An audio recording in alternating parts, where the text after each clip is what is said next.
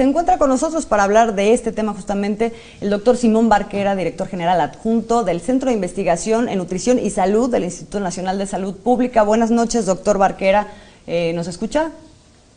Claro que sí, buenas noches, muchas gracias, Azul. ¿Qué tal? Buenas noches, bienvenido. Pues se ha planteado este debate como si fuera una guerrita personal del subsecretario López-Gatell con las refresqueras, como que lo trajera de atrás y que además lo ha usado, según algunos han interpretado, como una forma de esquivar errores en el manejo de la pandemia. Sin embargo, doctor, ahora yo leo que hay un conjunto de instituciones nacionales, internacionales, que hoy se pronuncian a través de un documento que se llama Prevención de mala nutrición en niñas, niños y adolescentes en México ante la pandemia COVID-19, recomendaciones dirigidas a tomadores de decisiones. Y justamente uno de los puntos habla de la necesidad de revisar el consumo de este tipo de refrescos, de bebidas azucaradas, de comida chatarra. En general no parecería entonces una guerra particular, digamos, sino como que el doctor Gatell hace un señalamiento pues más bien obvio. ¿Cómo lo ve? Así es, sí, así es. Yo creo que el señalamiento que hace el doctor Gatell más bien es un señalamiento responsable. Nosotros llevamos desde el 2003, que fue cuando tuvimos el primer resultado de elevación anormal en el consumo de bebidas azucaradas, que fue señalado a las autoridades porque estaba aumentando la diabetes de una manera increíble. Eso fue en el 2003, es decir, tiene 17 años que estamos viendo cómo la epidemia crece y crece. Ahorita hay estudios tan contundentes que asocian el consumo de bebidas azucaradas con diabetes, hipertensión, obesidad y mortalidad general, que ya ni siquiera las mismas refresqueras se atreven a contradecirlos. Antes todavía decían que no estaba comprobado y que no había evidencia, ahora ya no se meten en eso. Ya saben que está comprobado y que hay evidencia de que las bebidas azucaradas producen una mortalidad muy importante. Entonces, esa mortalidad es pues, se ha estimado ahorita en el último estudio 40,800 muertes cada año, pero cada año. O sea, es decir, las muertes por COVID, imagínense esa cantidad de dolor y de pérdida de vidas humanas.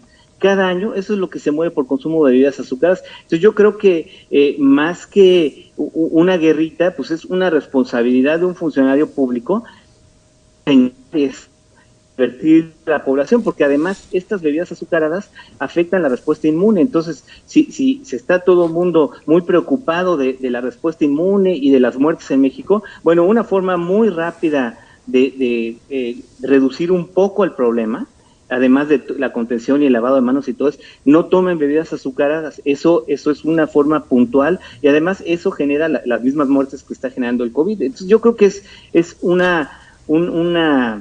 un señalamiento responsable y sin duda pues sí genera una gran respuesta de oposición porque hay intereses comerciales sumamente importantes en este debate. Doctor, y sobre estos intereses comerciales en este debate, ¿qué pasa con la enorme cantidad de iniciativas presentadas ante el legislativo para regular el consumo de este tipo de alimentos, de bebidas enlatadas, de refrescos, y que se han frenado estas iniciativas históricamente en las cámaras?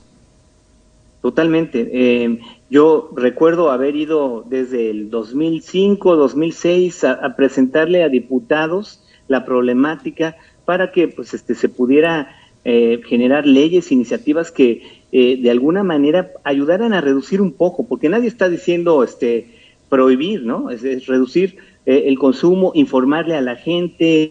Bueno, no habíamos visto respuesta todavía. La administración anterior, pues al revés, lo que hizo Salud fue generar un consejo y observatorio donde se discutían estos problemas de obesidad y en el que más de la mitad de los actores en la toma de decisión eran de la industria. Entonces, pues no ha habido realmente una respuesta del tamaño que se necesita y de la seriedad que se necesita para reducir este sufrimiento, esta pérdida de bienestar de salud, pero también una pérdida económica gigantesca. ¿Sí? Esta mortalidad equivale pues a mucho más puntos del PIB por muertes, por gasto de bolsillo y por gasto de salud, que cualquier otra pérdida, ¿no? Que el crecimiento económico que representa esta industria para el país, que pues no va a rebasar el 5% del PIB. Los daños sí rebasan el 5% del PIB. Pero ¿cuál es el conjunto de medidas que tendrían que coordinarse, digamos, en este esfuerzo? Porque digamos que distintos actores, por ejemplo, hoy han salido o en estos días a decir, el problema es la irresponsabilidad de la gente a la que sin que le pongan una pistola en la cabeza se toma todos estos refrescos, se come esa comida chatarra. Entonces lo ubican como una cuestión de responsabilidad personal única. Cuando, o sea, ahí ¿cuál es el reto? ¿Cuáles son las medidas que se tendrían que tomar en un escenario en donde en lugares alejados, en la sierra de no sé dónde, es más barato comprar un refresco que acceder a agua potable u otro tipo de alimentos igual en lugar de papas, etcétera, ¿no? O más bien al revés. Ahí hay muchas cosas que se tienen que hacer en distintas dimensiones que sí van hacia la regulación y no pasan nada más por hacer una campaña de concientización de no debes comer esto. Totalmente de acuerdo. Yo creo que el decir que esto es culpa del individuo, pues es una ingenuidad, porque nosotros nunca tuvimos este problema hasta que cambió el ambiente alimentario. Es decir, antes los individuos éramos los mismos, éramos igual de responsables y teníamos la misma voluntad, pero no teníamos la misma diabetes y obesidad. Entonces, lo que cambió fue el medio.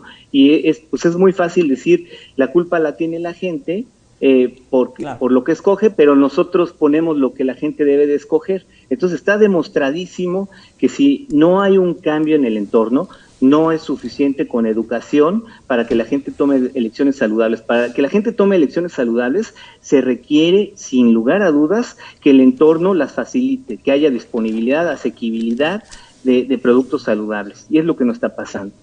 Doctor Barquera, para concluir, porque se nos acaba el tiempo, aquí despejar nada más una duda central y muy de casa. El estar comiendo papitas y productos chatarra y bebiendo refrescos, ¿es más dañino o igual que el comer los famosísimos antojitos mexicanos, el pozole, la guajolota, los taquitos o los tlacoyos?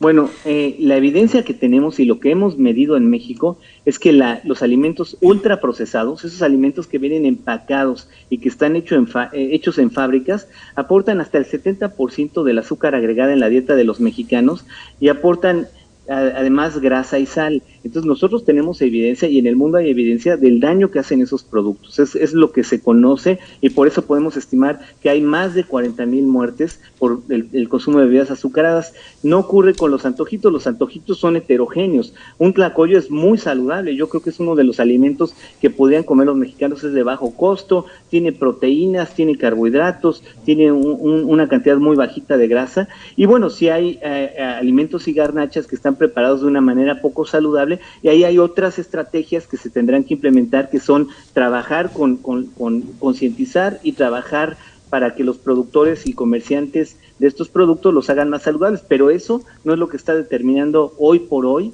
la salud de la población, es la comida chatarra industrializada. No, y si nos lo pasamos con una agüita de limón con chía con poca azúcar, pues qué mejor, doctor Barquera. Muchísimas gracias por habernos